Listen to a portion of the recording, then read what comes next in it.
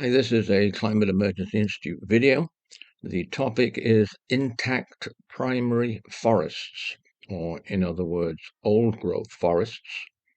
And the particular topic here is the carbon imperative, and it's literally an imperative for our survival, of keeping the remaining northern hemisphere, specifically primary forests, intact. And of course, I'll be presenting what the latest research says. I'm Peter Carter. So here's a great picture of an old growth forest. And the old growth forest is unique in both drawing down a lot of carbon and in storing a heck of a lot of carbon. And so this image here, you can see how that happens very clearly. This is a research image of intact forest landscapes. And it shows forest degradation from 2000 to 2020, and importantly, it shows the remaining intact forest landscapes as of 2020. The hard truth is that during the last 20 years, the global intact forests have lost 1.5 million square kilometers, or 12% of their area. And that's a huge, huge loss in no time. The total area of the intact global forest production, it's nearly equivalent to a threefold area of Spain. The situation is that Russia, Canada, Brazil, Bolivia, Indonesia, and Peru are responsible for 70% of the intact forest loss. Out of 65 countries that host intact forests in 2020, 40 of these countries lost at least 10% of their intact forest land since 2000. Paraguay, Solomon Islands, Laos, Nicaragua, Equatorial Guinea are among the countries that lost more than half of their intact forest area.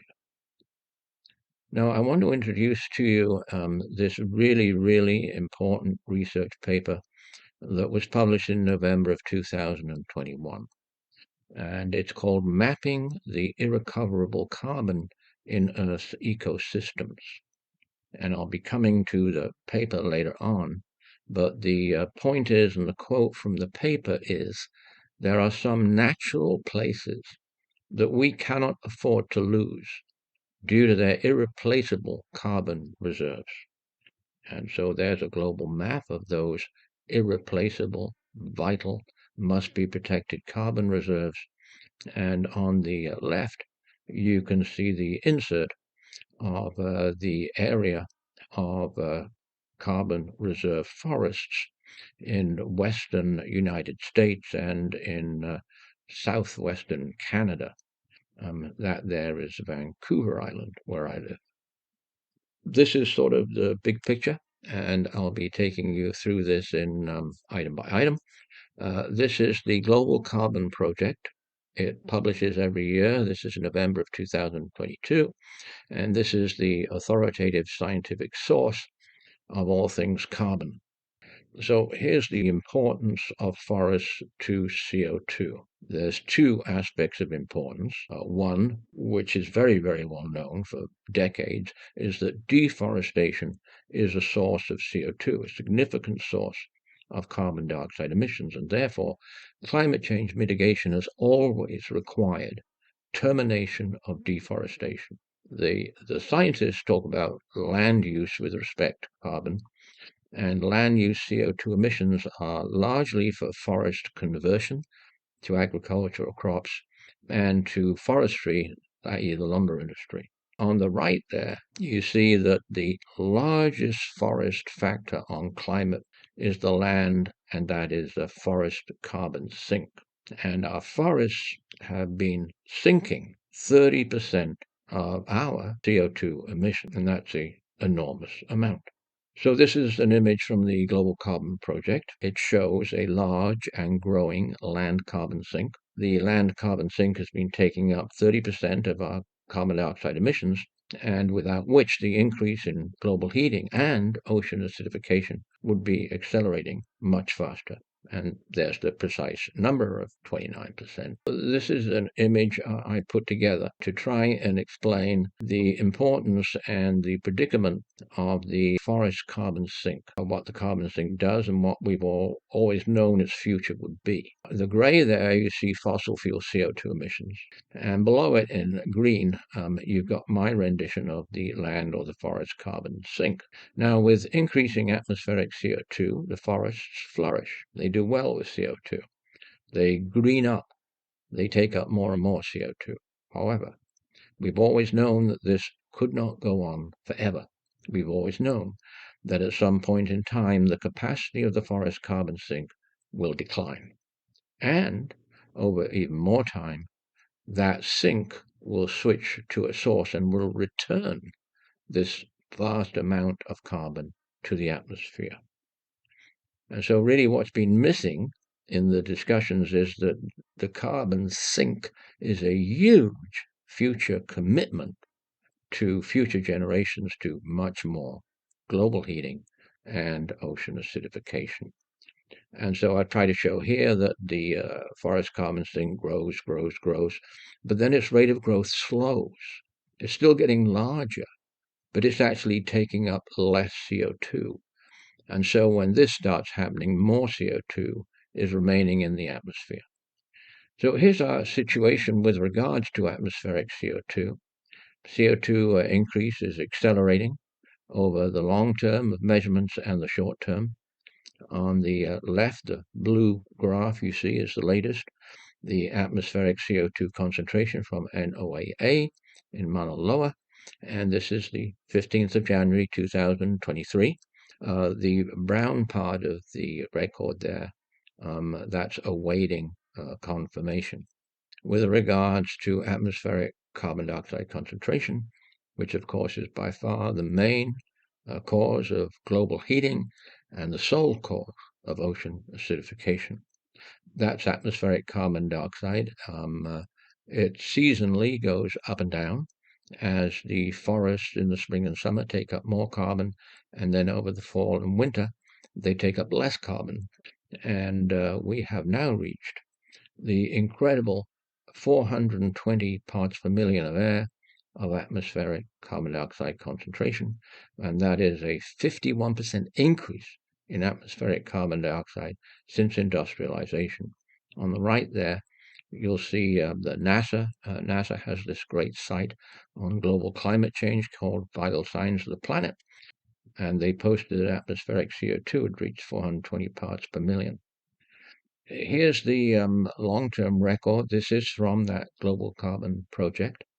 And as you can see, a very definite acceleration in atmospheric carbon dioxide concentration.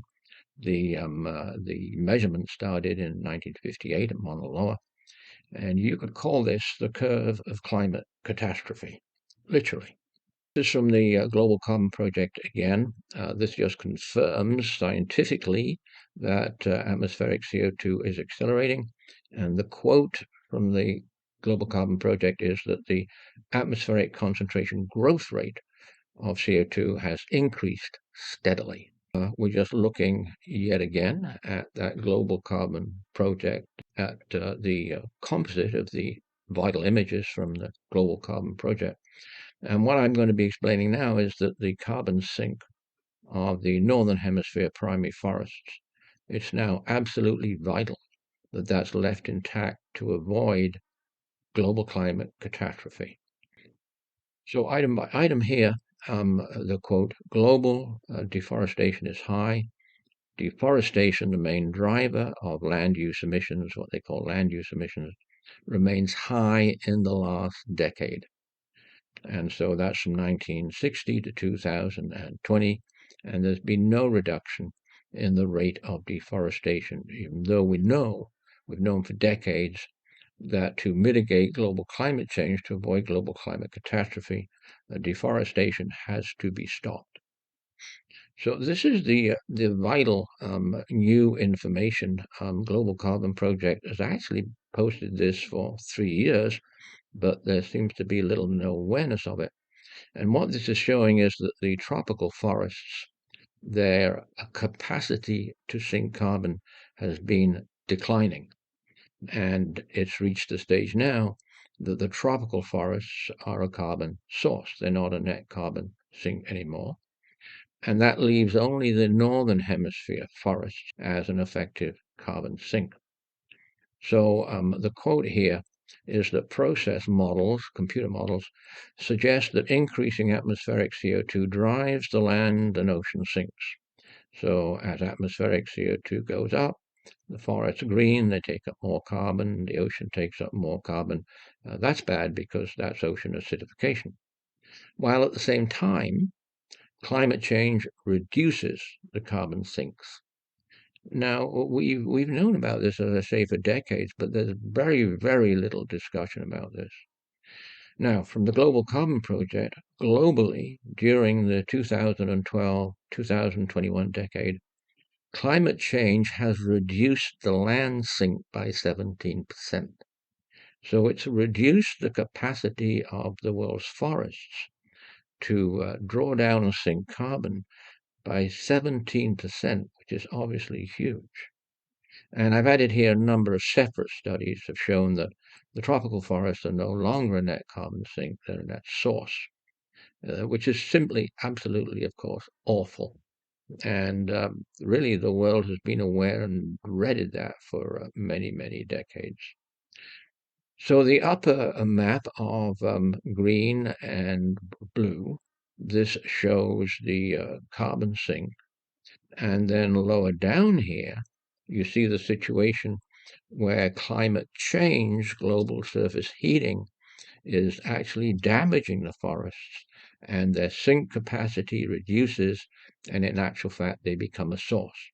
So the green-blue numbers here, that's where the forests sink carbon, and the yellow, orange, red, and brown shows where the forests are emitting carbon. And it's very obvious that this is happening in the Amazon. And that's absolutely terrible. And deforestation, of course, is going on at the same rate. These are the tropical rainforests right across here. The Amazon, of course, is the one we all know. But the Central African tropical rainforests are very large, significant. And of course, we know about the Far East, the rainforests in Indonesia and in Papua New Guinea, etc. And so they're all in red. So in the southern hemisphere. So what we're left with is the green here. What we're left with is the northern hemisphere carbon sink that's still effectively, efficiently drawing down carbon for us. So here's a amazing map. Here is a absolutely great science using satellites, and this shows intact forest landscapes. It shows the extent of the intact forest, and it also shows where the forests have been degrading and diminishing. And so this is this is called the GLAD project. It's the global land analysis of the University of Maryland. And so there's the Amazon there. There's those central there are those central tropical forests in Africa, and the Far East, well-known tropical forests there. The huge forest sink and functioning sink that we have now is the boreal forest. The boreal forest is actually vast. It goes all around the planet. It's a circumpolar forest. And there it is in Russia and across to Siberia. And here it is in Alaska, and a huge amount of boreal forest in northern Canada. But what we call old-growth forest, you can see also British Columbia here, where I live, and that's temperate coastal rainforest. And so the point is, number one, deforestation has to stop everywhere. We have to get out of the forests. We have to leave them alone. We have to stop cutting them down. If we don't do that, we have no future. We cannot afford to keep on cutting down, removing, degrading the world's forests.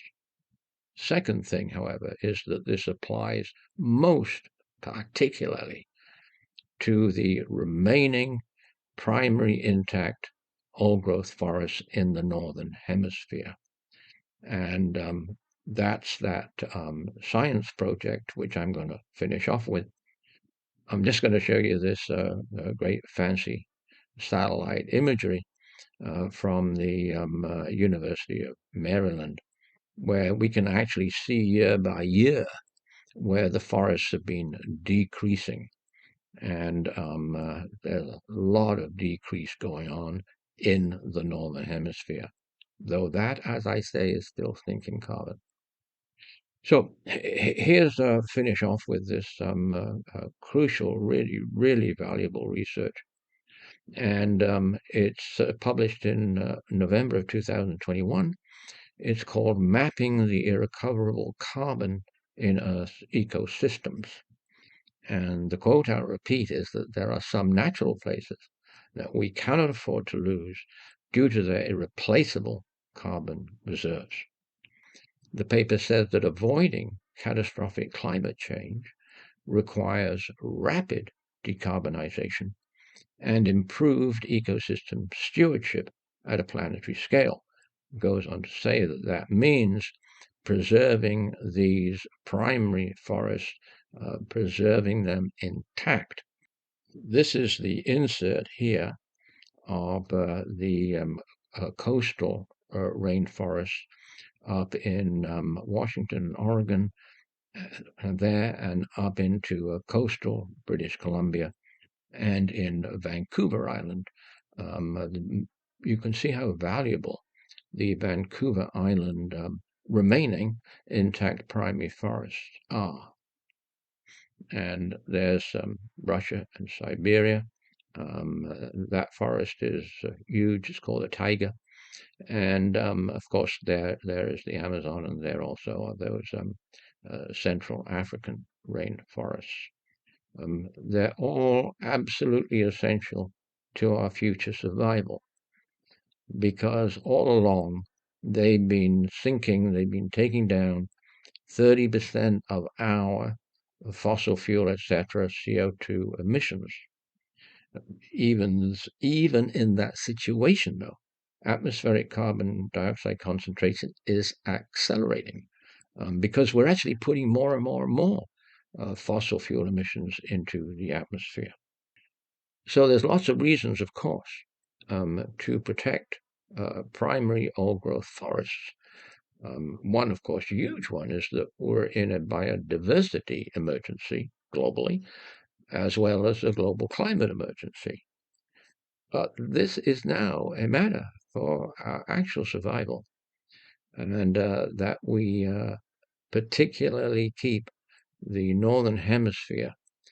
remaining northern hemisphere, intact forest. So thank you, and hope I've explained that satisfactorily. It is just so important.